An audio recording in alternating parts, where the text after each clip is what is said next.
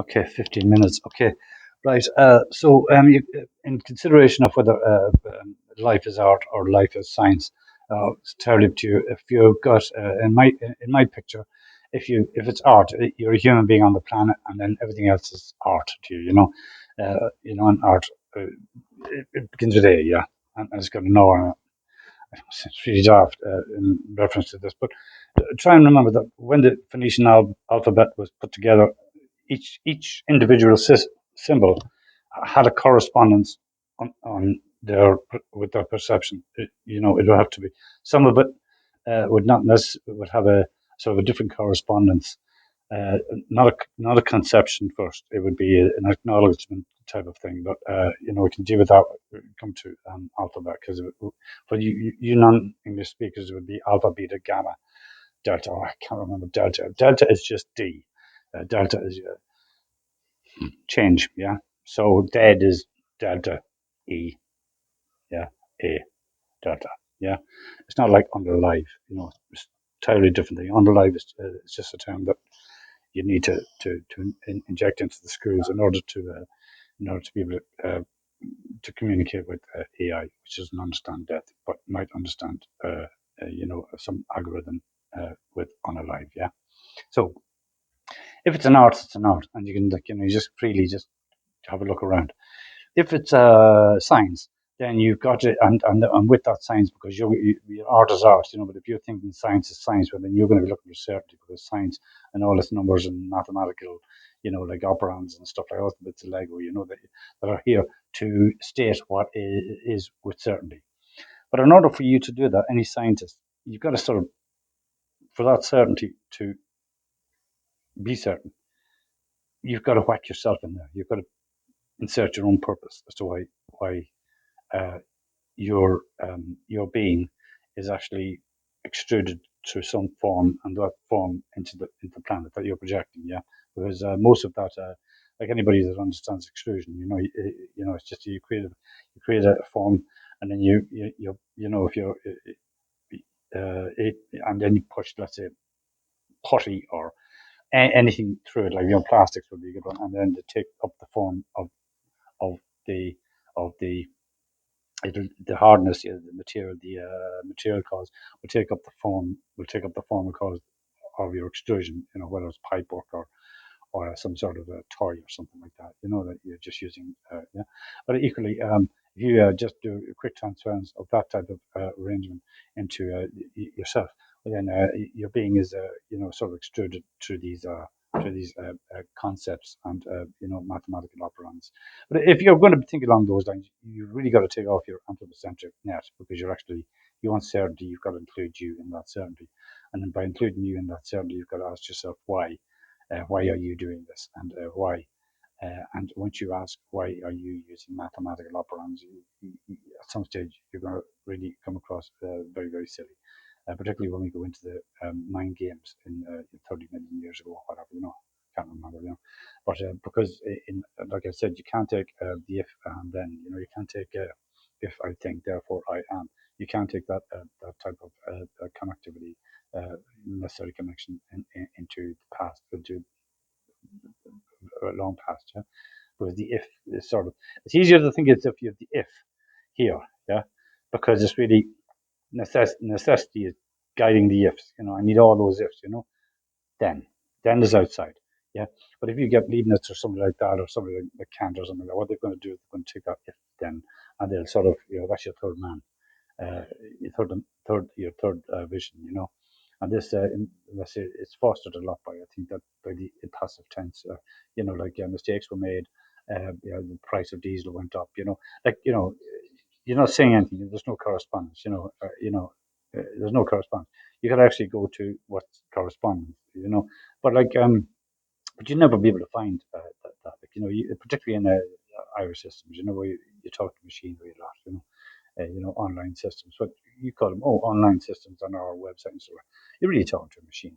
And if you're happy talking to a machine, with them, that's fine. But I like human beings. I'd like to deal with human beings. So I hate that. Please press six, please press five, please. That was a real gateway. Real gateway into getting humans to operate. A bit like my dog training me to feed it. Yeah, it's a bit like that. And so this thing, press number 6, press number 5, and what have you. So with science, you've got to take off your anthropocentric net, and there you go. And you've got to evaluate. Let's say, you're going to marry.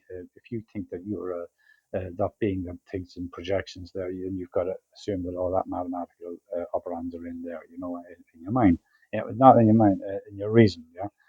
In your grey matter, because that's just, okay, but like a one plus one plus one plus two, and then we just turn all these numbers around triangles and whatever.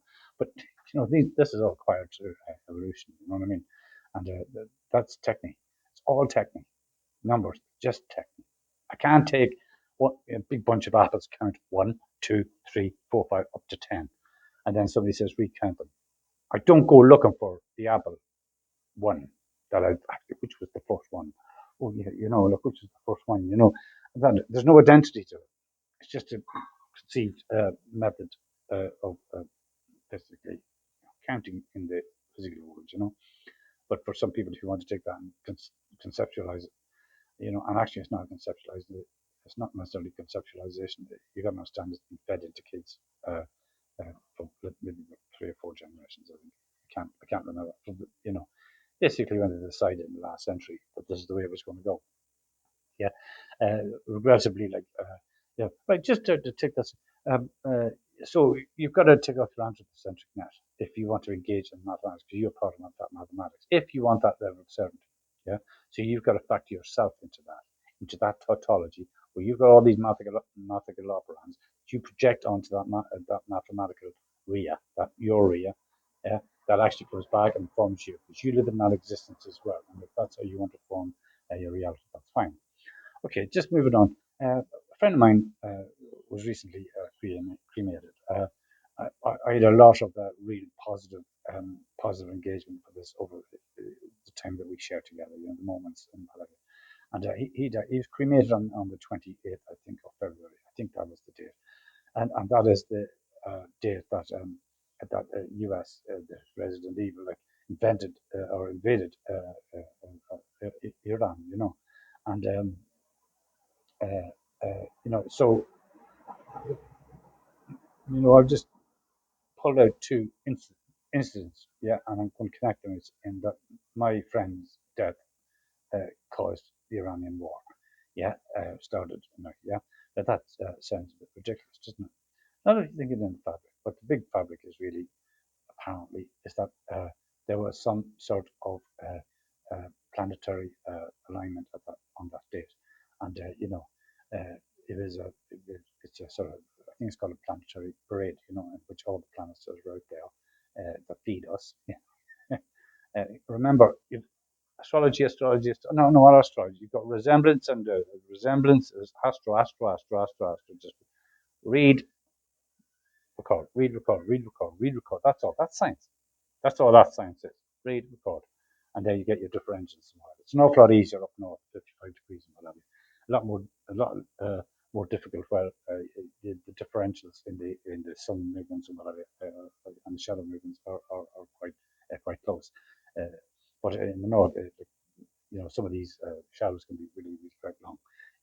As Stonehenge or will provide you with that answer. Just a clock. Um, but where do I go from there? So that planetary alignment. Now, I'm not saying that the military and the chief of staffs and everybody is sat around there and cut open a goat or something like that with the entrails and consulted the oracle. But what I am saying is that there is a coincidence, a coincidence. Yeah, and that is just incident, incident, incident, incident, incident. And not only do you just put these together. Now, we're not assigning any logos, any logic. Yeah, because that's what logi means. Like, you've got astro for thousands and thousands of years. Up, down, and that's all there is. All that, yeah. Not quite so, but there are civilizations that kicked in afterwards. That would interpret their own world, from that. But I need to get on. Right. So incidentally, with that Iran thing, Iran got a really, really, really rough deal, a really rough deal from the US and the UK. A real rough deal. Uh, and this thing then Argo, uh, this thing about Argon and trying to take it seems like the Americans and the Canadians are some sort of heroes or something. It's not. They were in somebody else's country. They've got all the secrets that they're trying to burn up. That is all about somebody else's fucking business. Yeah, and then it all comes out in Argon and Alan Arkin. Though I do love Alan Arkin. Yeah, that actor that was in that movie. And the connection for me with Alan Arkin, I really do. He's great. Just his sense of humor is just yeah. So so, yeah, but he played Alan Arkin. My first view of him really that got into it. He played Yossarian in a movie years ago called Catch 22. Now, I didn't really watch the movie that much, because I read the book when it came out a couple of times. My dad had it, and I just nicked it, and I had it. That is about that's quite a good economic grounding in some respects, because the movie there is about tautology, really, in my view, and if you read the book, it's in the same way as if you read something like Robert Persig's Zen and the Art of Motorcycle mentions, it was about poverty, yeah, in my view, and that's where I got the idea of interdependence and independent, the independent being in Europe and the interdependent beings in sort of Asian or the Oriental, what we term Oriental, yeah, yeah, but the difference between as a paradigm, as a societal paradigm, the idea of interdependence and independence, because we both shouldn't be independent a lot, and possibly not interdependent. I'm not saying one way or another. I'm just drawing the distinction. I make no no scientific or existential claims about this.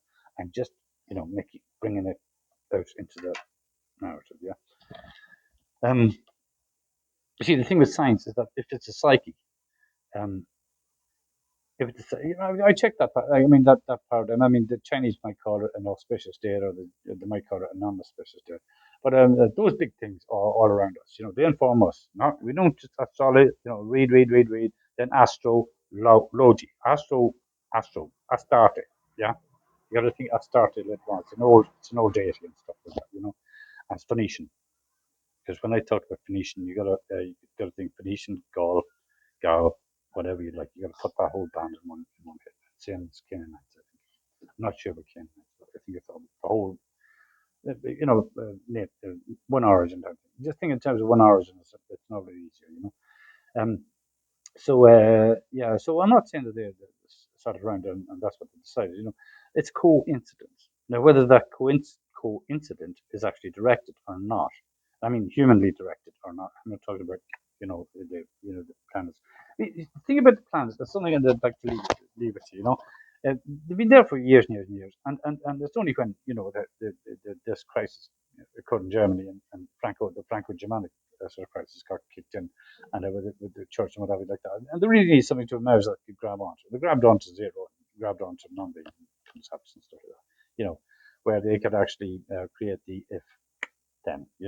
So all that if in the head, then in the physics, becomes if and then inside. Your necessary connection. Hume's billiard balls that he used, the necessary connection actually inhered in the design of the balls. So it's not, when he comes out and talks about billiard balls, how, the causal interface between the ball, the necessary design, the necessary connection is already inhered in the manufacture and human manufacture of the balls. So it's a bit weird.